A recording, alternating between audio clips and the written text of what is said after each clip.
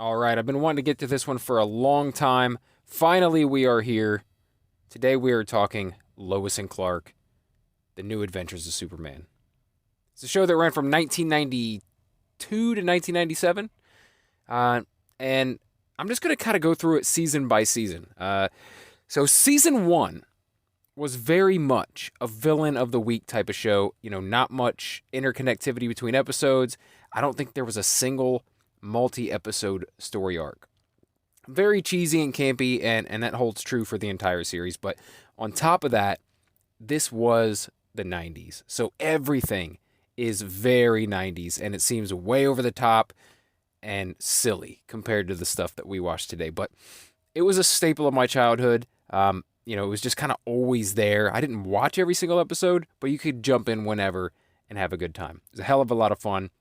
And even going back now and watching it, it's very nostalgic, and it's, kind of a mindless indulgence where you can put on any random episode and from season one, and it's going to be a silly, fun, good time.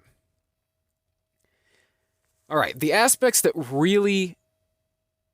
I really especially enjoyed about season one were just getting to know the characters. And this season featured some characters and some actors that are not featured in the rest of the series. So we'll get into more of that later when I talk about season two. But for this season, I loved seeing Clark Kent move into the big city and move out on his own, move into his little bachelor pad. It was fun to see him using his powers at home for little household tasks. He did do some things that, I thought were kind of silly, like sleeping while floating in midair, which I don't see why Superman would ever do that. And it seemed much more like levitation than flight, but whatever. Like I said, silly, campy, fun. You get it. Now, along with meeting Lois in the first season, played by Teri Hatcher, who is very career-driven and honestly kind of a bitch in season one. Other than being extremely attractive, probably the most attractive that she is throughout the entire series, she's also not very likable at all. Anyway, then you've got Clark, played by Dean Cain, who will always be my generation's Superman. He's obviously dealing with living in the big city and starting his career at the Daily Planet, and also starting a career as a superhero. That's how the series starts. He's not actually quote unquote Superman yet. He doesn't have his costume or anything, but he eventually gets a costume, which his mother makes him, and then he decides absolutely that he has to have a secret identity and lead two separate lives. One is Superman, one is Clark Kent.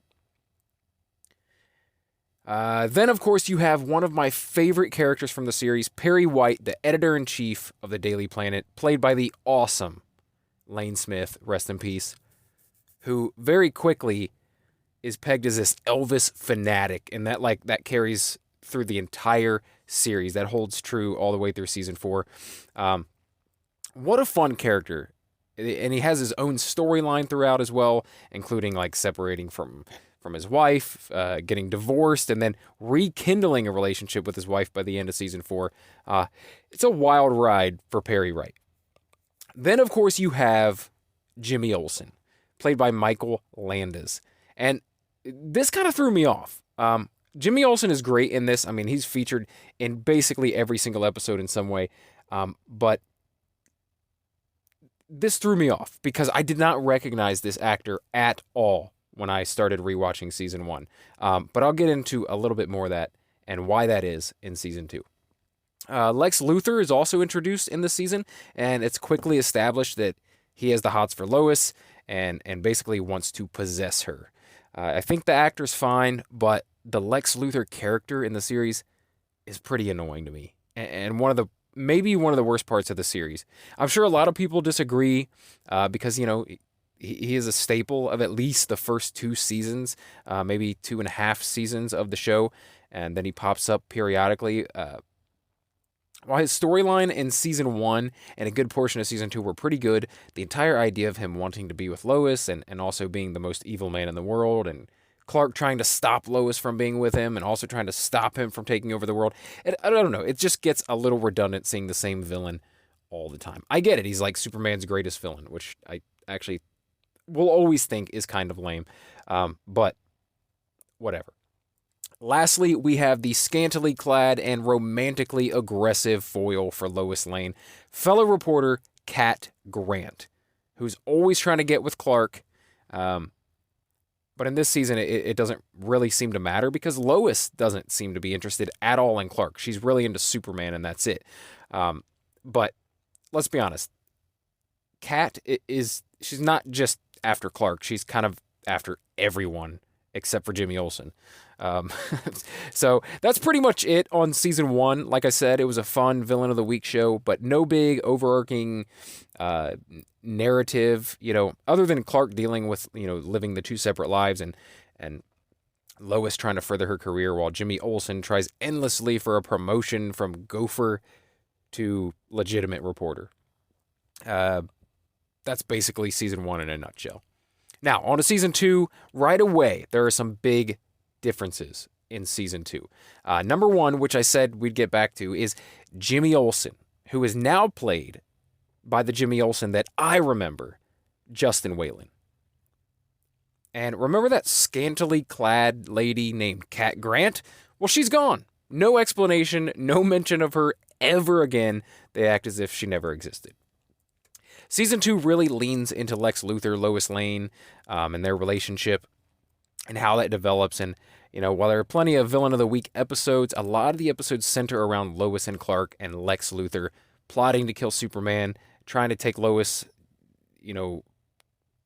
for his wife. And I believe it might be in season 2. They might be season 3, but they actually plan to get married. They get engaged, and at the very end of the season, almost marries him before realizing he's a creep, and then he ends up dying. But as you know, with superhero stories, nobody's ever really dead. So as much as I wish it didn't happen, we definitely get to see more Lex Luthor in upcoming seasons.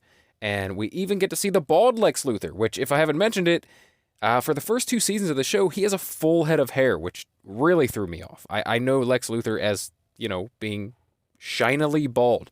But when they do finally bring him back, he's bald for like 1 episode. But they quickly decided, that was a terrible look. It only lasted that 1 episode. And then he has a full head of hair again the next time you see him. On to season 3, this is when they really start to lean into Lois and Clark falling in love, which is fantastic. This is what we've been waiting for the entire series.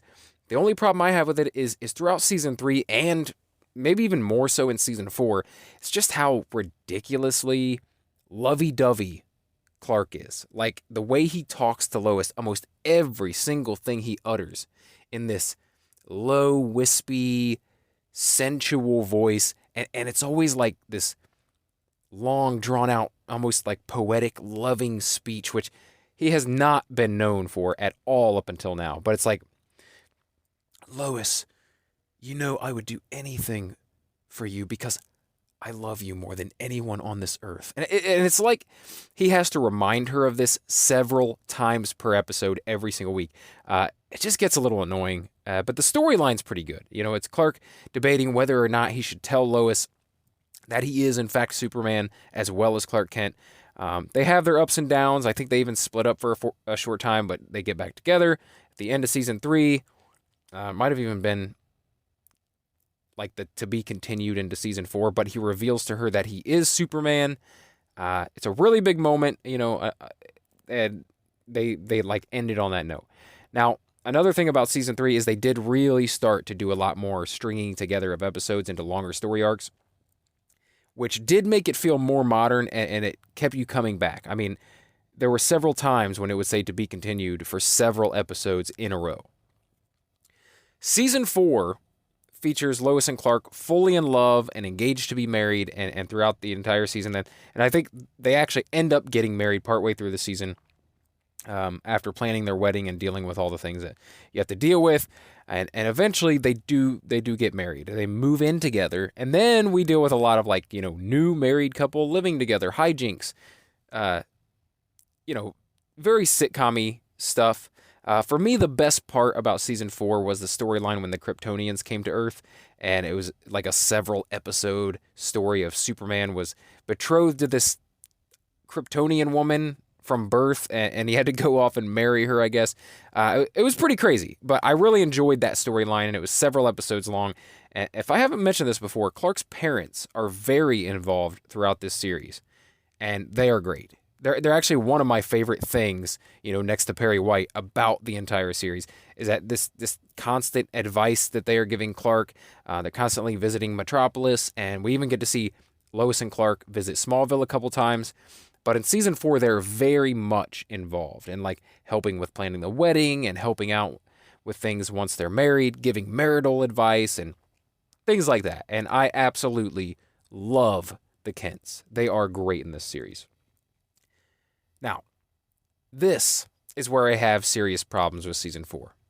I'm trying to be understanding of the fact that it was a 90s and TV was a lot different back then. And you never knew when you were going to get renewed for another season until halfway through, waiting between seasons. Then you would find out, oh, we're getting picked up for another one. And that was very, very obvious in season 4 of the show, because they left us on this ridiculous cliffhanger that we never get to see.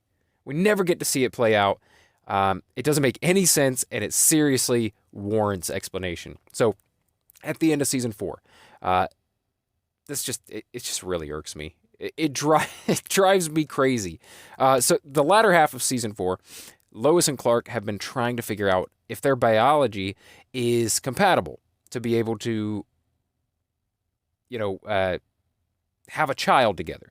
And eventually they find out that no, it won't be possible for them to conceive, being that he is Kryptonian and she is from Earth. And now I know this is different in different versions of Superman. Obviously, the new Superman and Lois, they actually have children in the future. In this story, they're not able to conceive children. So at the very end of the season, the last season we get, Lois and Clark wake up in the middle of the night to the sound of a baby crying. They go downstairs and they find a baby.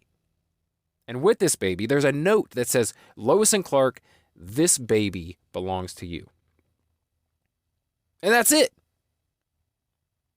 That's it. We never, I know it's been 26 years, but it pisses me off, man. It's while I wasn't thrilled with most of season 4, I thought it was probably the weakest of all the seasons, and I kind of understand why maybe they weren't renewed for season 5.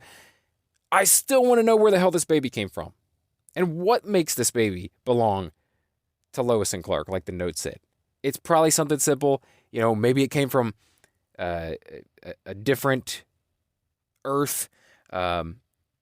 Maybe Lois and Clark on a parallel Earth could conceive children, but I don't know. And I want to know. And I need to know about this baby. And since it's been 26 years, sadly, I think I'm probably going to my grave never knowing.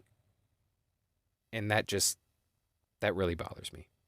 Maybe they answered it in an interview or something that I didn't see. Maybe the creators said what their plans were for season 5. Maybe one of you knows, and you can share that information with me so that I don't have to go to bed angry every night. Anyway, this has been my review of Lois and Clark, The New Adventures of Superman. Overall, I had a great time watching it. Like I said, season 4 was a little weaker than the others, but I'm really glad I revisited the series, not only for nostalgia, but some fun storytelling. It was a good show. I'd love to know what you guys thought of the series, and if you like this video, please click the thumbs up button. And if you like videos or podcasts like this, where I talk about entertainment and pop culture, then please subscribe to the channel, or favorite or follow Daily BS Podcast, because that's what I do here, and I try to do it daily. So if you decide to stick around and subscribe or favorite or follow the Daily BS Podcast, then I'll talk to you again tomorrow. Thanks.